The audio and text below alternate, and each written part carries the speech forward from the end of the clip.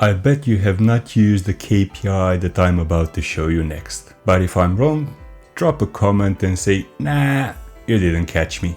Today, not only that I'll reveal this KPI, but I'll explain to you why it's so important to use it and how you can take it from basic to extraordinary.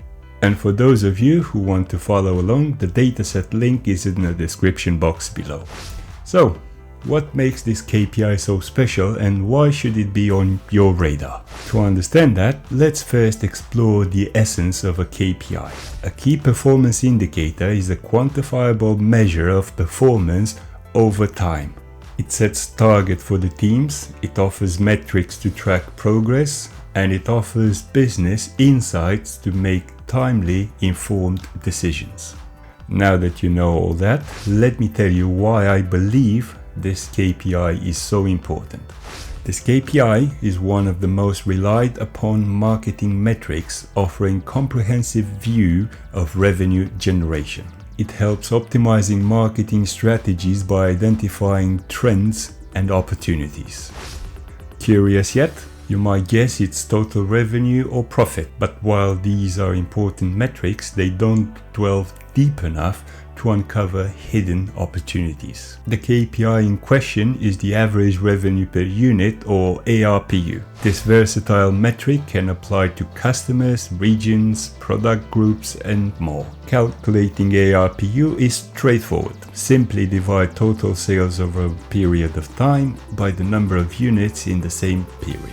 For example, by using customers as unit, a business can identify which customers have the highest ARPU value and focus on the products bought by those customers. But knowing only the ARPU value is just the beginning. Let's elevate the story by using two enhancements that will make your story even more compelling. First, let's add a spark line to showcase the ARPU trend over time. Add a line chart visual to your report and select the measure you just created and the month from the calendar. I know it doesn't look like a KPI card just yet, but we'll get there in a jiffy. Here I have a measure that formats the ARPU value to text so that it can be used as a title for this visual. Next, customize the font, size, and color of the title. In order to make it look more like a KPI, remove all the x-axis values and titles and repeat for the y-axis. And lastly, you can adjust the style of the visual to match your preferred color scheme. By doing this, you provide stakeholders with a clear, quick view of the ARPU trend,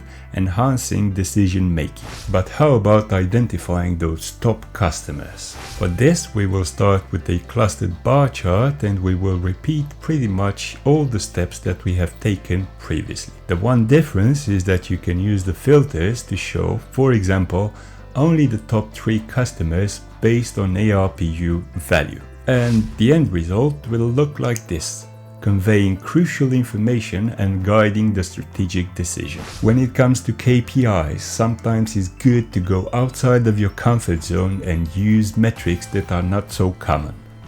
This gives the decision makers greater insights and helps them to make the right decision at the right time.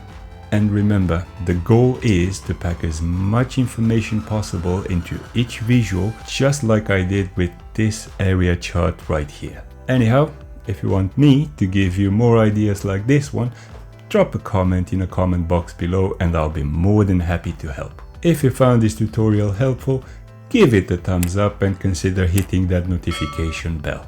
This is Stelian, signing off. Until next time, cheerio!